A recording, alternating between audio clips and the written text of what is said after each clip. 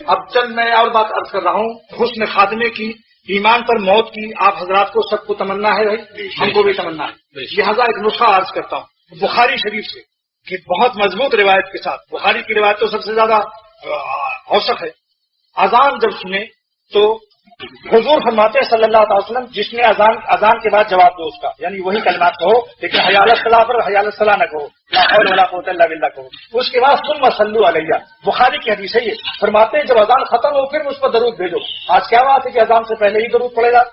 حضور فرما رہے ہیں جب اذان کی کلمات ختم ہو ثم صلوا علیہ، پھر مجھ پر درود شریف کہو، اور درود شریف پڑھنے کے بعد پھر دعائے وسیلہ کہو، اللہم رب هذه الدعوۃ التامہ والصلاۃ القائمہ آت محمدا الوسیلہ والفضیلہ وابعثه مقاما محمودا الذی وعدتہ انک لا تخلف الميعاد۔ طرفیہ لا اصل له، محدثین لکھتے ہیں اس کا کوئی ثبوت نہیں۔ تو فرماتے ہیں حضور صلی اللہ علیہ وسلم کہ جو شخص یہ دعائے وسیلہ پڑھ لے گا تو حلت میری شفاعتی، میری شفاعت اس کو واجب ہو جائے گی۔ سن لو جو میں بیان کرنا چاہتا ہوں، حضور فرماتے ہیں صلی اللہ علیہ وسلم کہ جو دعائے وسیلہ پڑھ لے گا میری شفاعت اس کو واجب ہو جائے گی۔ حلت بمعنی وجبت کے ہیں، یعنی حدیث ہی سے اس کا ترجمہ دوسری حدیث میں ہے۔ تو لہذا جب شفاعت واجب ہو گئی تو محدثین لکھتے ہیں اس کا خاتمہ ایمان پر ہونا ضروری ہو گیا، کیونکہ جب حضور کی شفاعت واجب ہو گئی تو شفاعت حضور کی کافر کو ملے گی؟ بولیے صاحب، اور مومن کو ملے گی نا؟ تو انشاءاللہ ایمان پر خاتمہ آتا ہے، بالکل رجسٹرڈ ہو گیا۔